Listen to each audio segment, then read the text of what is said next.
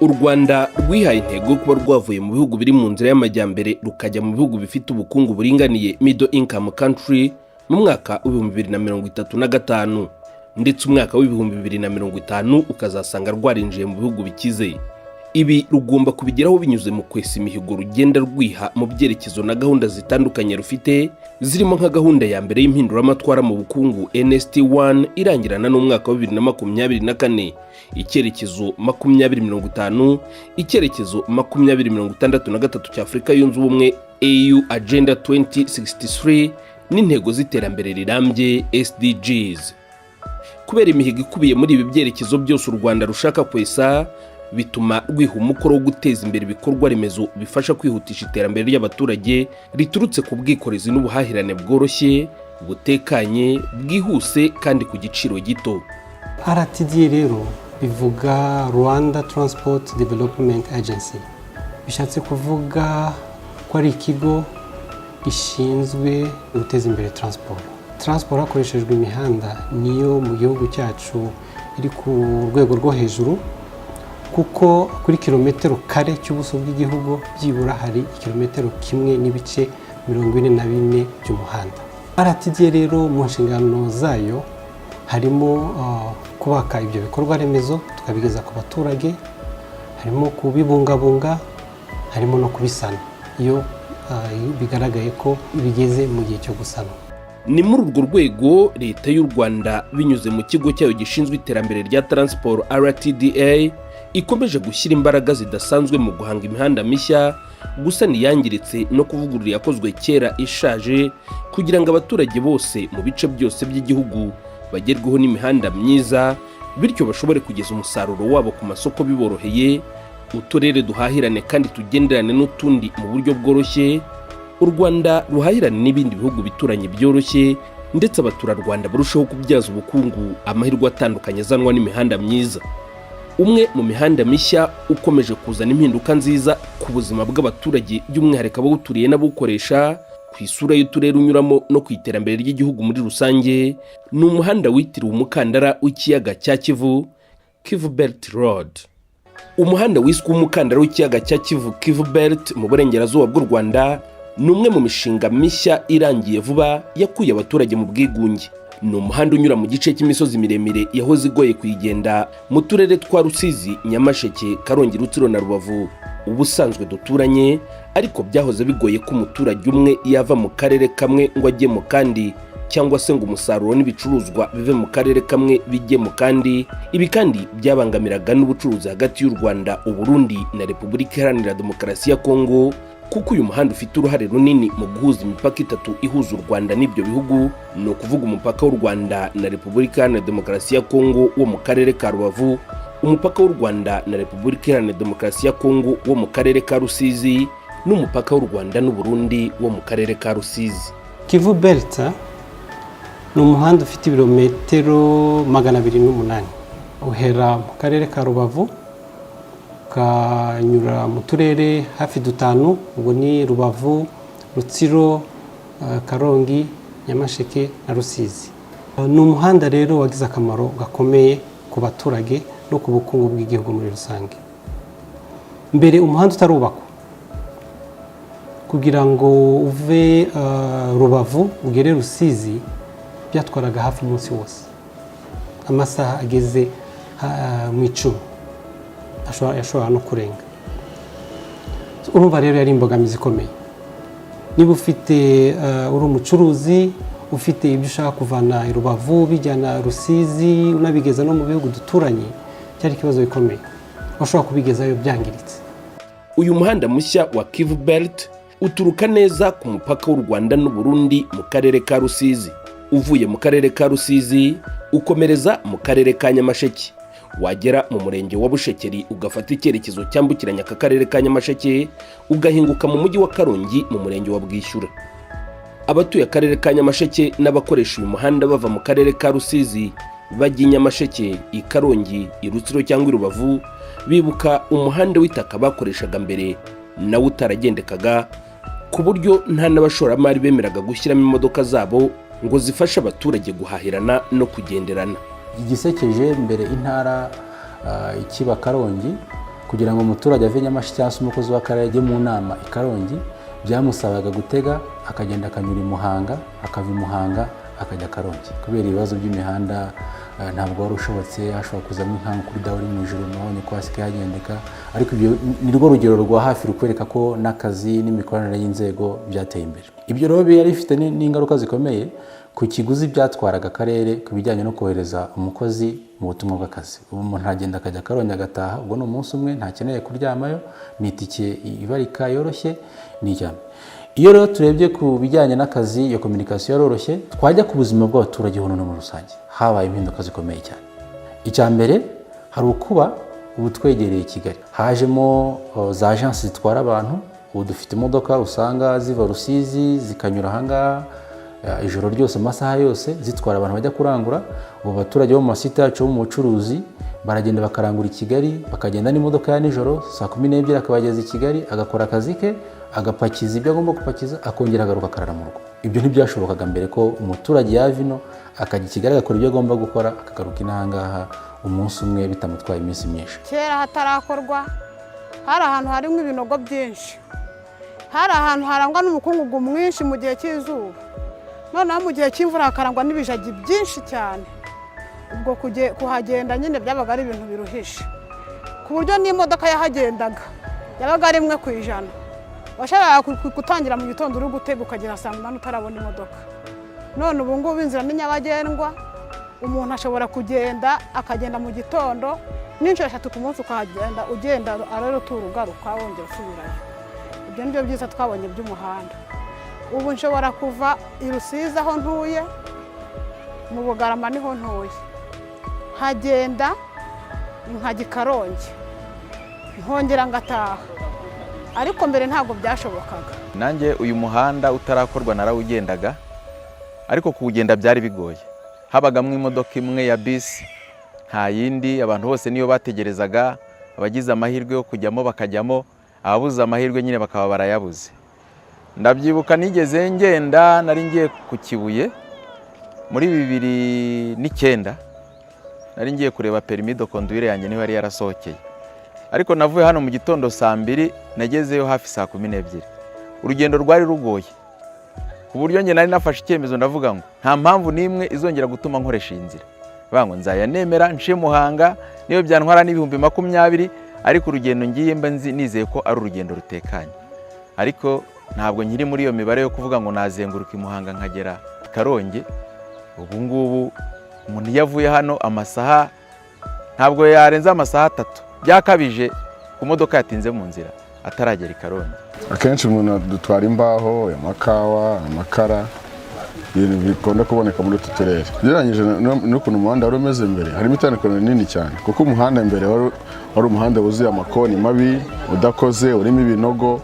Burya umuntu niba urugendo rwo kuva i Kigali ujya i Cyangugu, mu rugendo rusanzwe n'amasaha 7, icyo gihe wakoreshaga nk'amasaha 10-12.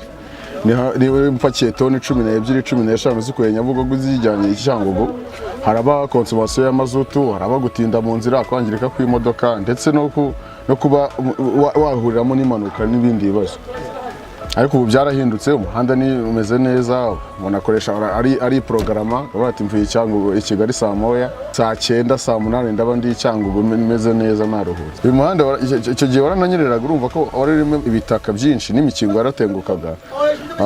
Hari amakoni menshi uva ku Kibuye nk'ahazwi kuri dawe uri mu ijoro, haberaga impanuka nyinshi cyane, imodoka kwaca bikagorana, urujya n'uruza rukagorana, imihanda igafunga, impanuka za hato na hato. Ariko ubu ngubu nta bikigaragara, yaba mu bihe by'imvura yaba mu bihe by'izuba, ibyo bintu byaragabanyutse cyane. Ari amakorosi yari mabi cyane, usangaga harimo ibijagi, rimwe ugasanga umuhanda watengutse, rimwe abantu bakavamo bagasunika. Nko kuri dawe uri mu ijoro nyine ho habaga ari amateka, umuntu wese yajyaga avuga ati nitugera aho hantu mumbwire. Ariko ubu ngubu n'umuntu ntabwo menya ko yanahaciye. Mbega uyu muhanda niba ari ikintu cyanejeje abaturage kandi kigahindura ubuzima bwo muri kano gace, uyu muhanda wahinduye ubuzima. Ikona yari imeze iki, barahageraga abagenzi bakavamo, nta mushoferi wajyaga akata apakiye abagenzi aho muri dawe uri mu ijuru. Kuvuga ngo dawe uri mu ijuru nuko bahageraga buri wese agasenga ati nyamuneka mani iri mu ijuru nkiza ahantu. kuhatambuka yava ati Imana igize neza ukumva make muri bisi gutyo gace bati umushoferi turamwemeye kuko bundi yakaka gatatu ya kane agaruka gutya gutya ariko ubu yatatambuka gutya agiye zikare imwe kamanuka indi kazamuka barahakosoye cyane. Akarere ka Nyamasheke kari mu bwigunge, amwe mu mahirwe y'ishoramari gafite ntiyashoboraga kubyaza umusaruro, bityo bigatuma gahora mu turere dukennye. Ubu impinduka zigaragarira buri wese, santere z'ubucuruzi ziravuka umunsi ku wundi, ibikorwa by'ishoramari n'ubukerarugendo byariyongereye cyane, ibigo bitanga serivisi zitandukanye zaba iza leta n'iz'abikorera ubu byegereye abaturage muri aka karere biturutse kuri uyu muhanda.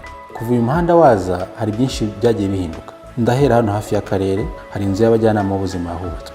Inzu y'abajyanama b'ubuzima henze isura ya Nyamasheke, hari hoteli kubakwa hariya, wakomeza ukagenda twagiye tubugira kaminuza ya Kibogora nayo mu nyubako zihari kandi irateganya no kubaka, ukagenda ukareba n'utubari n'amahoteli haraho muri zo kugenda mubona ku muhanda, n'abatangiye ubutaka hano ku murwa kuri peninsula ya Murwa dufite ahangaha bafite gahunda yo kubaka. Hari umwe watangiye kubaka ni Marivira, ariko impamvu bikunda nuko abazi neza ko umuntu yava i Kigali akaza akanyura Rubavu agatembera agasura Karongi agatembera, yaba agiye no muri Nyungwe akabanza akanyura no hafi y'inkengero y'Ikiyaga cya Kivu akaruhuka agakomeza agenda. So ni destination tubona ko ishoboka nka visit Nyamasheke cyangwa se destination Nyamasheke irashoboka bitewe n'uyu muhanda washyizanga, kuko ibijyanye n'ubukerarugendo bwariyongereye.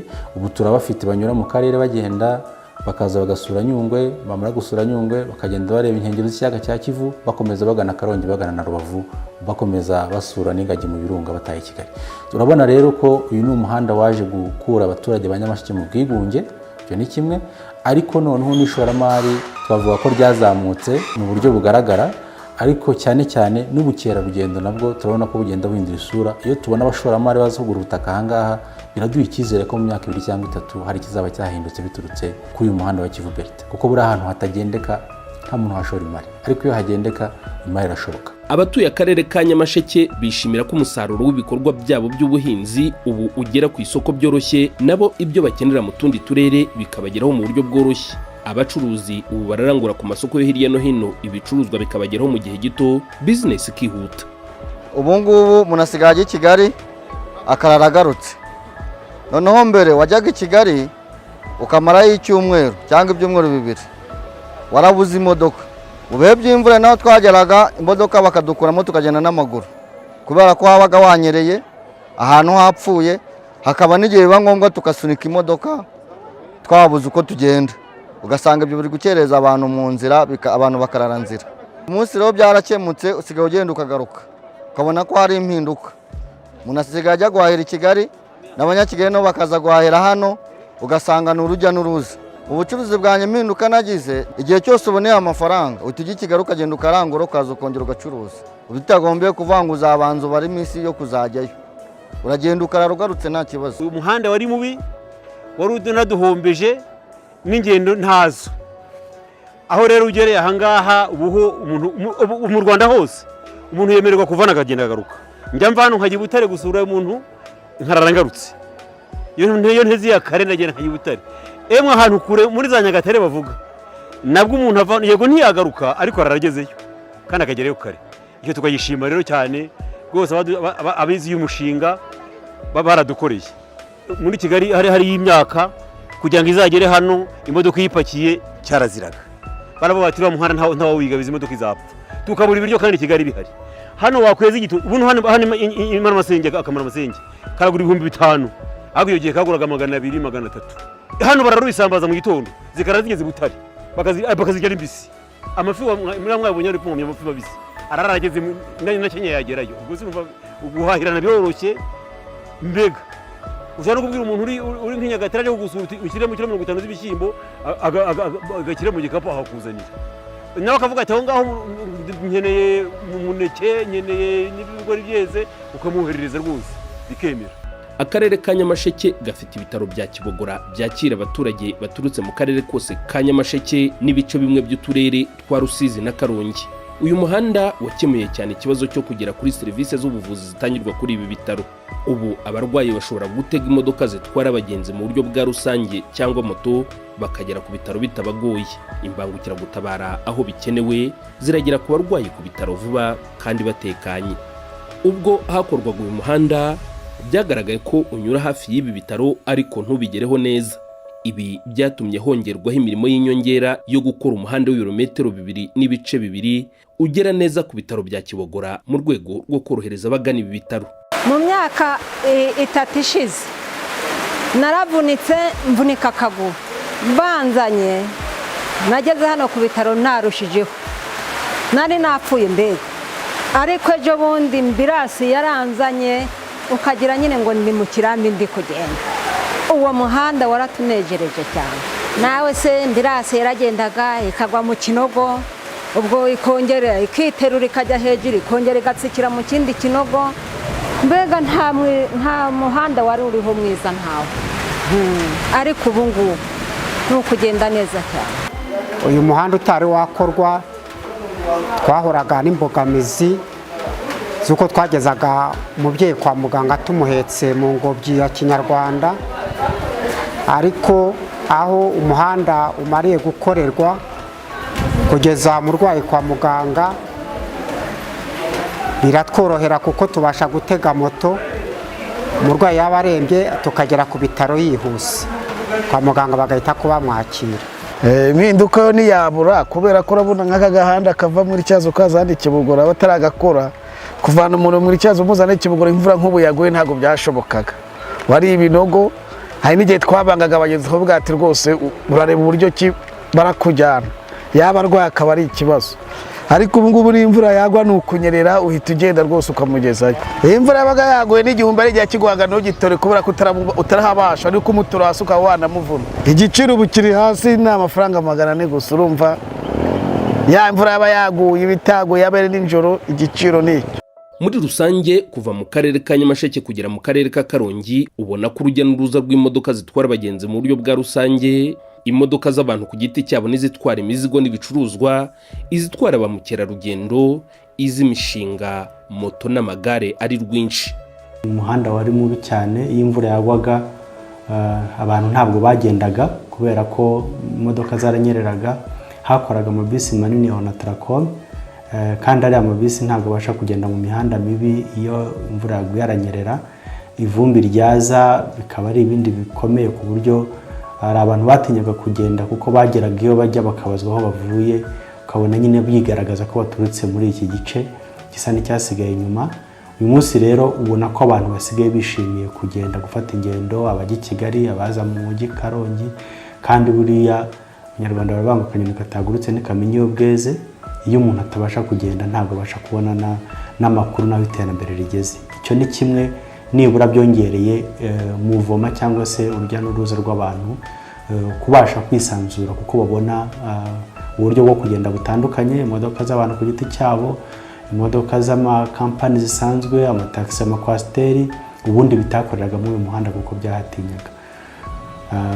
Birumvikana rero iyo abantu bagenda banajyana n'ibintu, niko n'ibicuruzwa byabashije kwiyongera mu masoko yo mu cyaro. Abantu batuye hafi y'aho akarere ka Nyamasheke tugabanira, uturutse hano Bwishyura harimo kilometero bigera hafi kuri 30.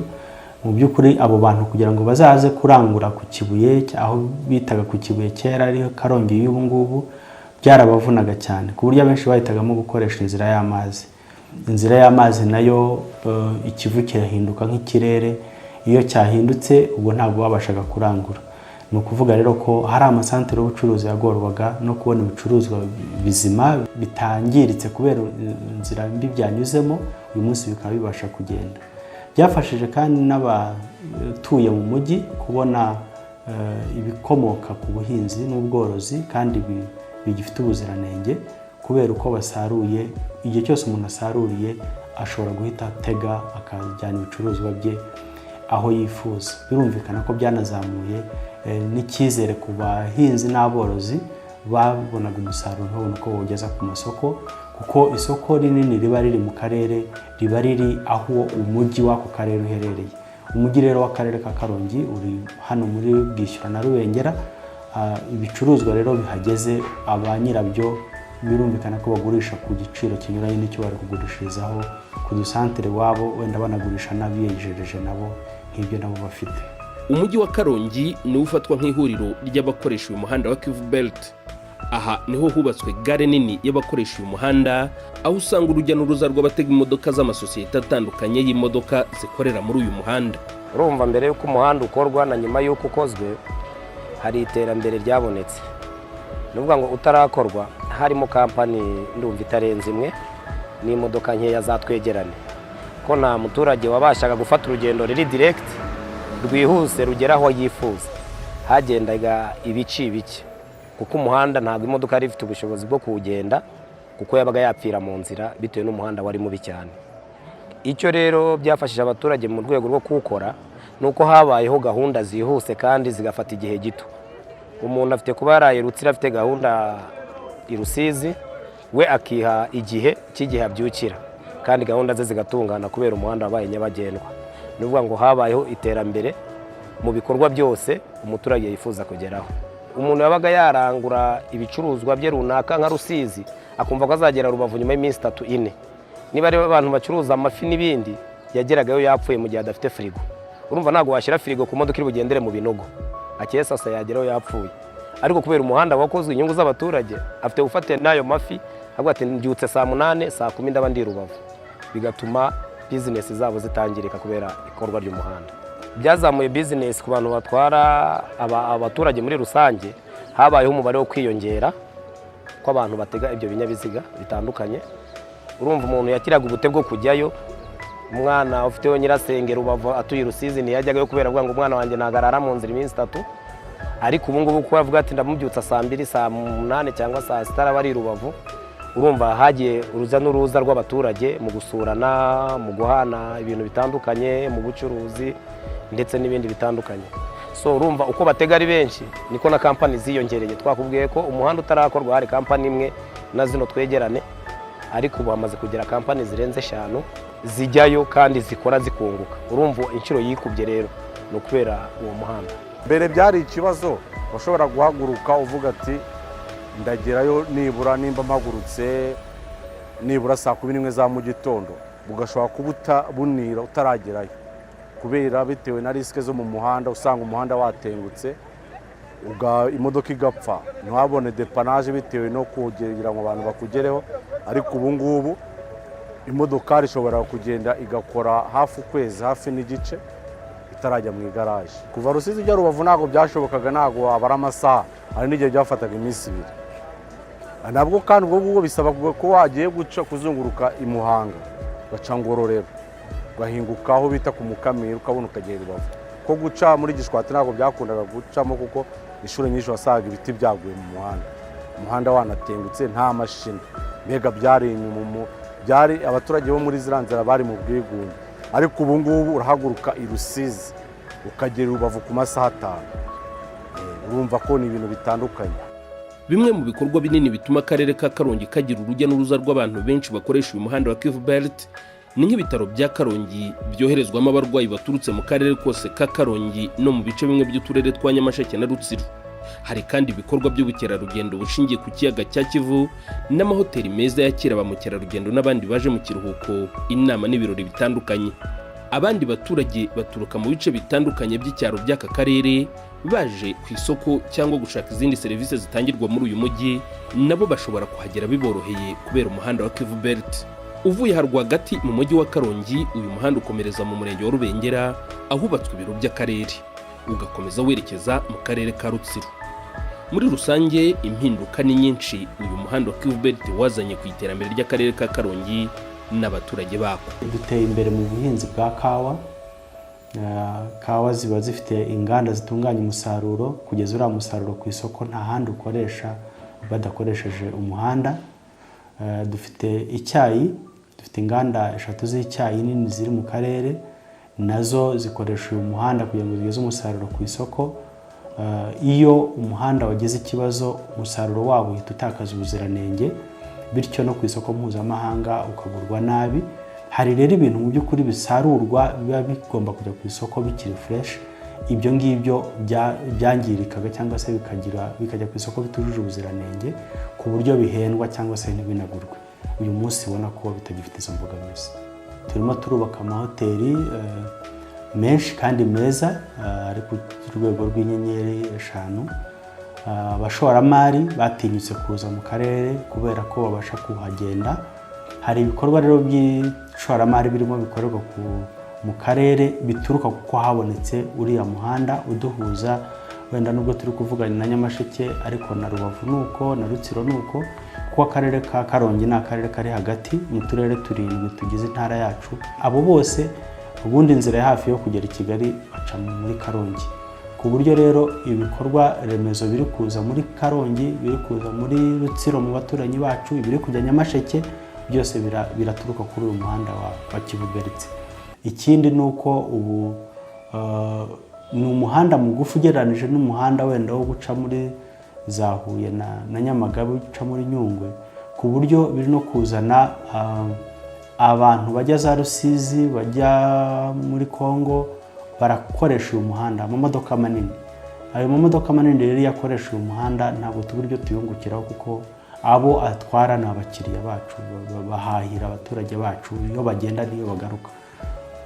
Ikindi hari ba mukerarugendo baza gusura uturere twacu tw'ubukerarugendo, natwo nta yindi nzira bafite uretse yo gukoresha umuhanda. Navuga ko ari byinshi turi kugenda tungukiramo. Uvuye mu karere ka Karongi werekeza mu karere ka Rutsiro, unyura mu gace k'imisozi miremire ituwe n'abaturage, ubona ko umuhanda wabakuye mu bwigunge, kuko umusaruro uva mu bikorwa byabo by'ubuhinzi, ubworozi, uburobyi, ubucukuzi bw'amabuye y'agaciro, imicanga na kariyeri n'ibindi ugera ku masoko byoroshye.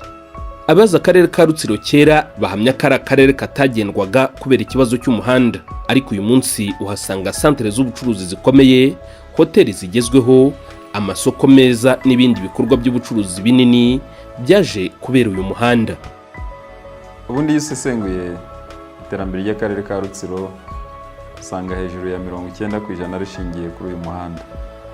Ni akarere ubundi keza gakungahaye kuri byinshi mu bukungu, akarere gafite imirenge yose ikora ku mazi, imirenge 7 kuri 13, gafite ubukerarugendo, gafite ikawa nyinshi ko dufite inganda za kawa 20, gafite ubuki bwinshi n'uruganda, gafite parike ya Gishwati Mukura hafi ya yose iri muri Rutsiro, gafite amabuye y'agaciro, gafite ibikoresho by'ubwubatsi.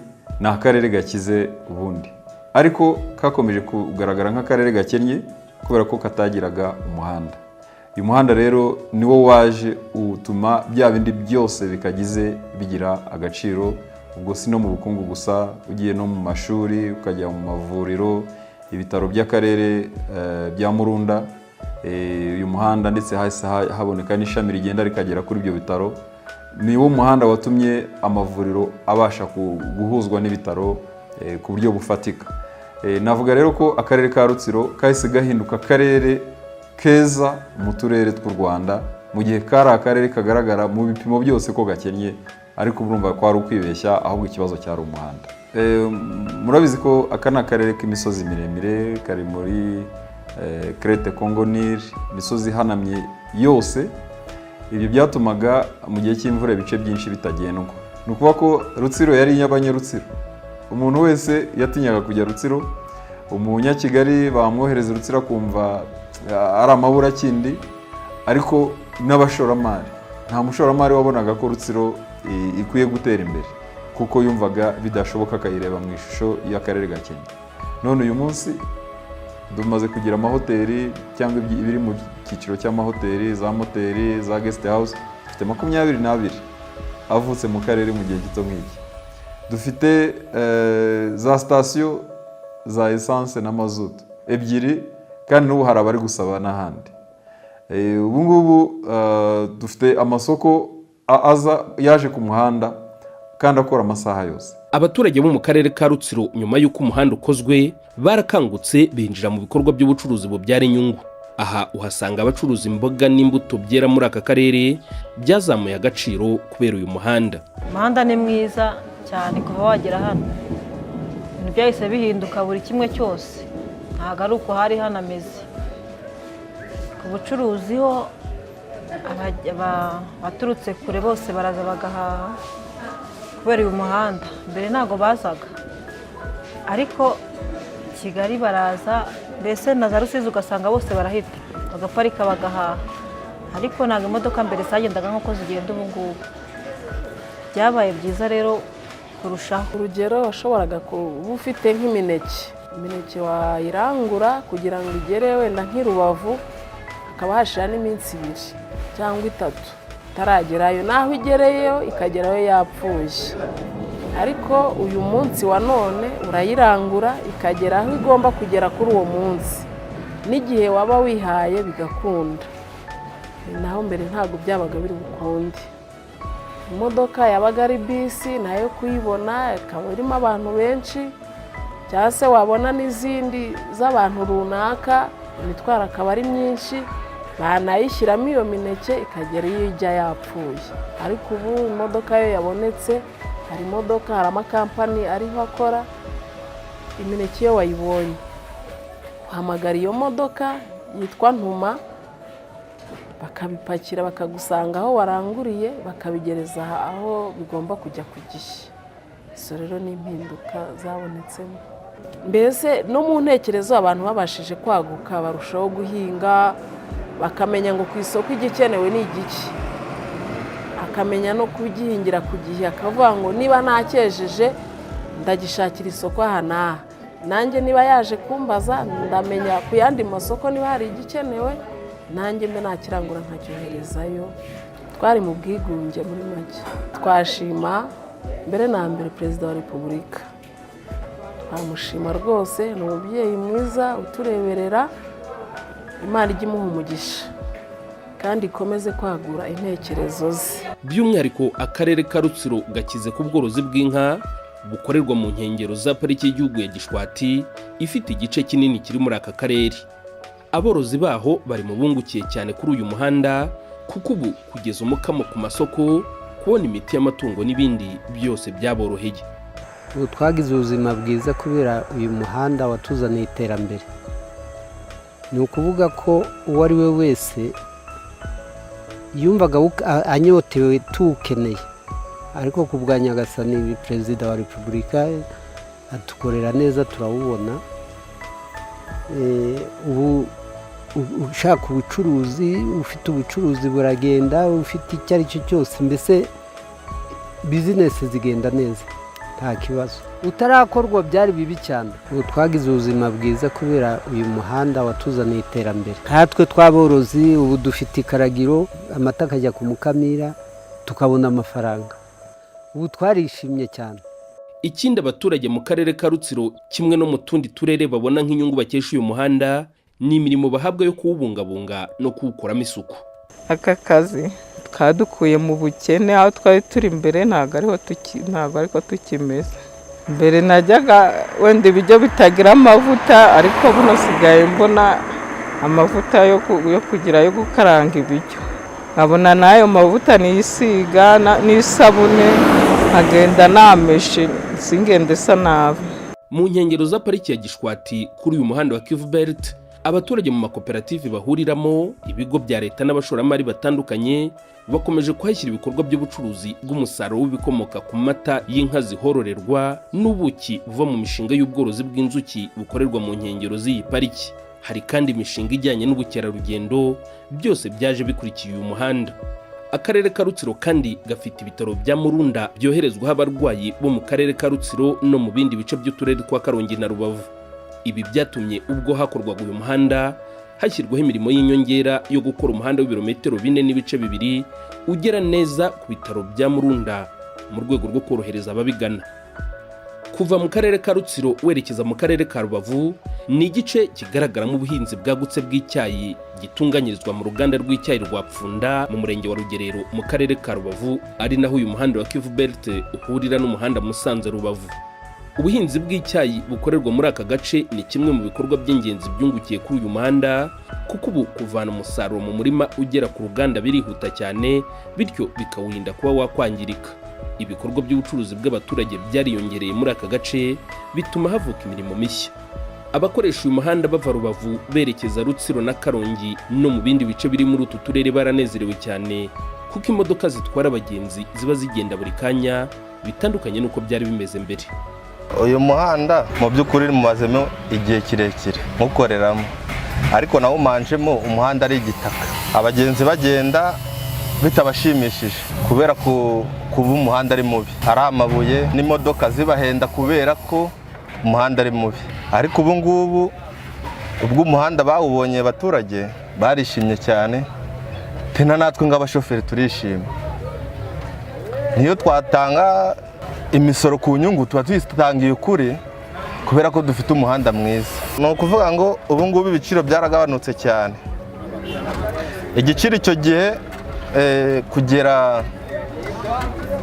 wenda reka mvuge hano hafi mu Nkomero byabaga ari 2,000, tena kugera Ikongoniri 2,500, kugera ku Kibuye 3,000. Ariko ubu tuvugana na 800 turi kubatwara kubera ko umuhanda twawubonye, na 700 nta muturage turi gusiga, yabaye menshi aba ari 1,000 kugera mu Gisiza cyangwa mu Nkomero. Kugera Ikongoniri ni ibisanzwe kumva ko hiyongeraho dukeya cyane, ntabwo barenze 300. Kugera Rubengera ni 2, mu gihe mbere byari 3 na 500.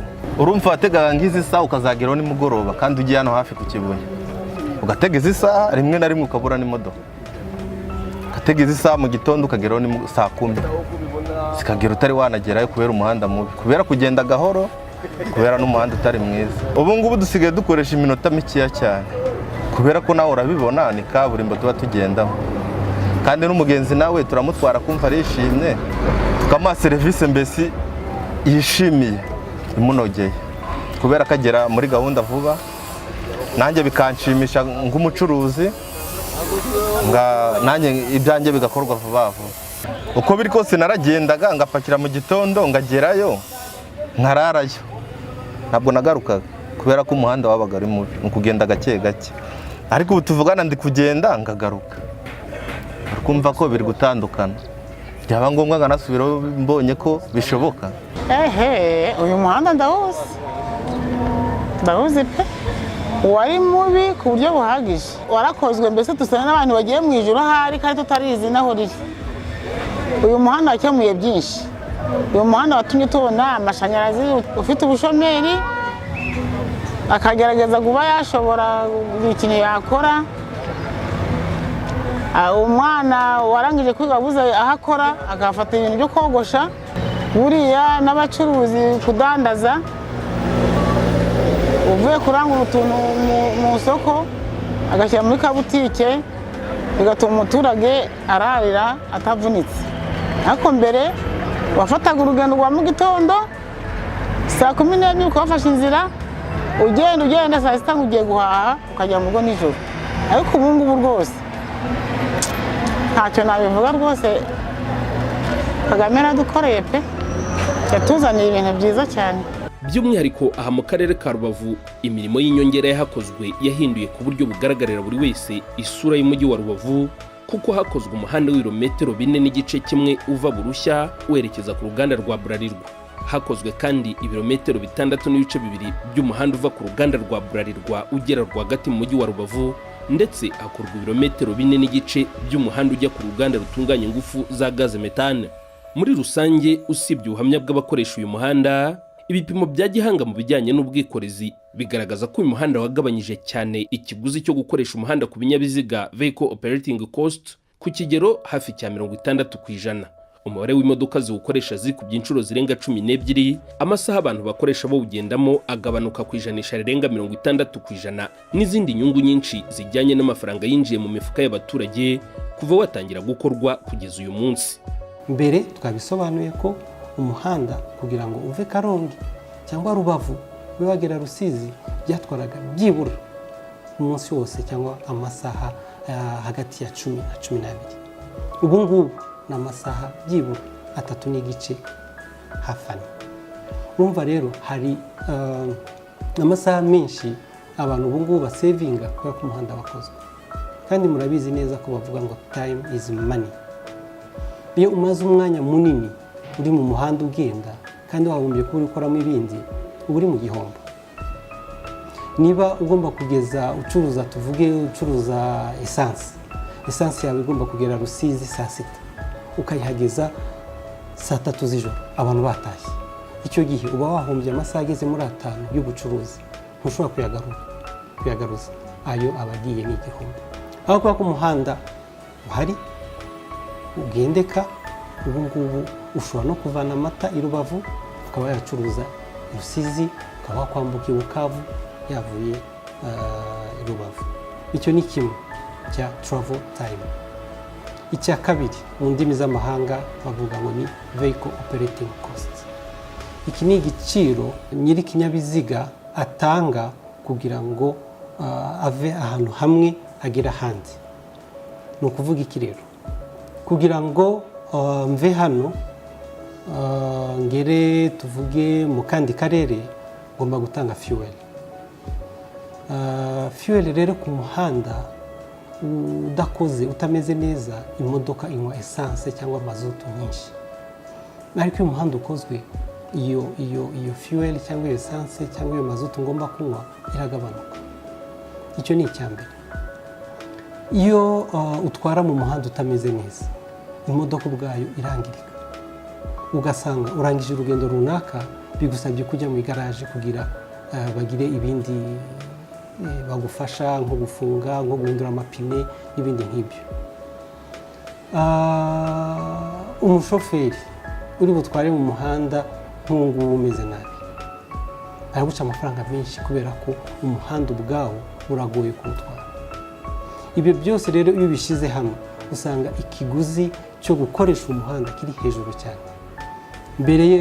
Mbere y'uko twubaka Kivu Belt Roads, vehicle operating costs ariyo navugaga yari hafi y'amafaranga 840 ku kilometero, ariko ubu ngubu nyuma y'umuhanda bigeze kuri 350. Harimo icyo bita mu ndimi z'amahanga average daily traffic.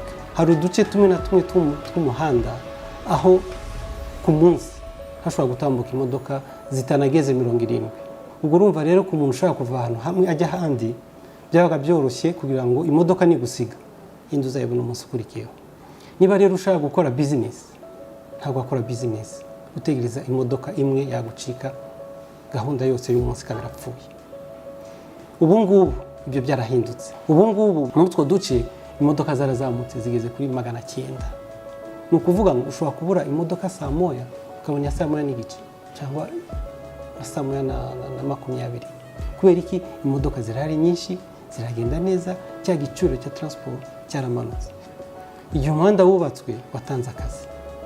Umuhanda watangiye kubakwa mu 2010, wubakwa mu maphases atandukanye. Urangira mu 2017. Umva rero muri iyo myaka yose uwo mushinga watangaga akazi. Byose hamwe muri iyo myaka 7 umushinga wahaye akazi abantu bageze ku 27,000 bose hamwe. Abangaba ni abaturage bari bakikije umuhanda, batuye mu nkengero z'umuhanda. Uretse abo ngabo gusa bahaye akazi, ariko na business muri icyo gihe cyose abantu bakoraga business muri uwo muhanda, hari byinshi umuhanda wabagejejeho. Iyo abakozi babaye benshi, ni nako bakenera ibintu bitandukanye, bigatuma abatuye ku nkengero y'umuhanda bagira inyungu nyinshi bagira muri uwo muhanda. Nubwo nyuma yo kubaka igikorwa remezo nk'iki cy'umuhanda hakomeza imirimo yo kuwubungabunga, ibi si inshingano za leta gusa, ahubwo abawuturiye n'abawukoresha bose bafite izo nshingano. Kuwubyaza umusaruro byo turawubikora, ariko kuwubungabunga nacyo rimwe na rimwe usanga ari ibintu tugomba guhora tuganira n'abaturage.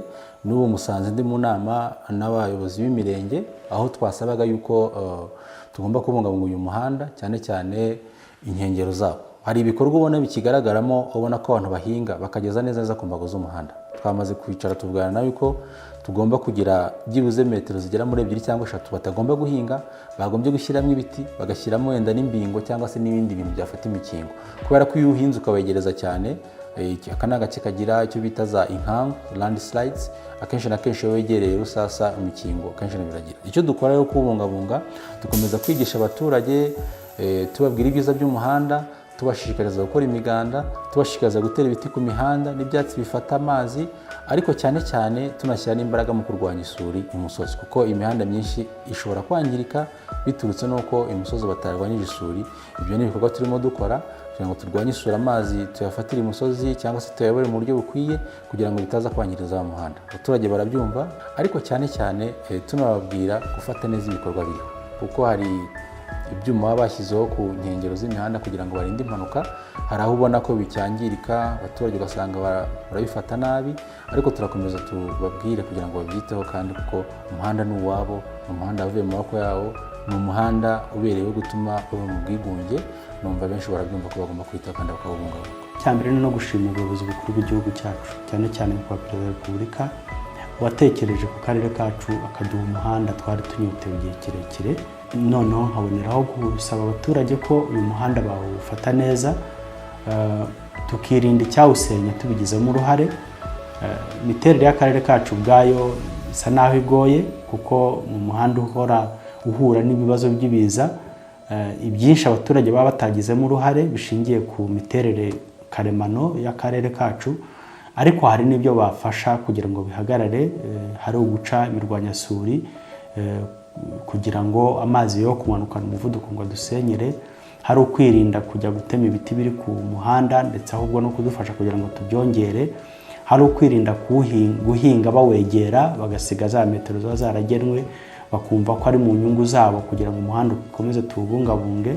Mu by'ukuri bakumva ko uyu muhanda twabonye tuwukeneye, dukwiye kugira uruhare rwo kuwubungabunga, kubera ko ikinyuranye n'icyo hari ahandi batari bawubona. Ntabwo leta ikwiye kumenya ishora amafaranga mu kuza gusana kandi hari ahandi bakeneye kubona umuhanda mushyashya.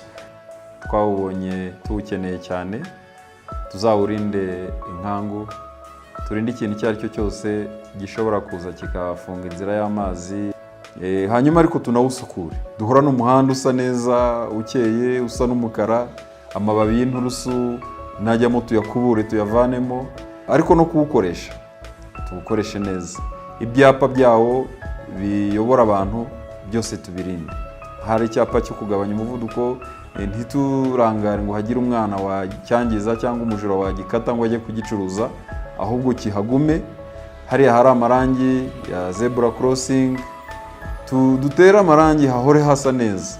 Hanyuma icya kabiri ni ugukora tugasora. Imisoro niyo izongera ikavamo amafaranga yo kongera gusana ibisaba amafaranga. Abanyarutsiro rero ibi byose bibaho kubera imisoro y'abandi, natwe rero tuzamure gusora, kuko niho hazava ubukungu bukomeye butajegajega bw'igihugu. Imihanda yacu ikomeze imeze neza nta binogo igihe cyose. Ni igikorwa cyacu twese, ni igikorwa tugomba kubungabunga, ni igikorwa kidufitiye akamaro, kandi burya umuhanda wubakwa byibura mu myaka 20 iyo ufashwe neza. Ni ukuvuga ngo twese tubigize intego, twese hamwe tukumva ko umuhanda udufitiye akamaro, wanarenga iyo myaka ukawageza n'imyaka 25 dukomeje. Kubera iki? Kubera ko buri wese wafata nk'uwe, niba hari ibiro ntarengwa imodoka igomba gutwara, ntabwo wagombye kubirenza, kuko iyo urengeje ibiro ukarenza ibiro umuhanda ugomba kwikorera, ni cya gihe usanga umuhanda agomba kumara igihe runaka, ahubwo cya gihe kigize gute kibaye gitoya. Bisabye yuko dutangira gusana igihe kitaragera, kandi twagombye gusana byibura nyuma y'imyaka 20. Iyubakwa y'uyu muhanda wa Kivu Belt wose ryagizwemo uruhare n'abaterankunga batandukanye barimo African Development Bank, Saudi Fund for Development, Arab Bank for Economic Development in Africa, OPEC Fund for International Development, Kuwait Fund for Arab Economic Development na China Exim Bank.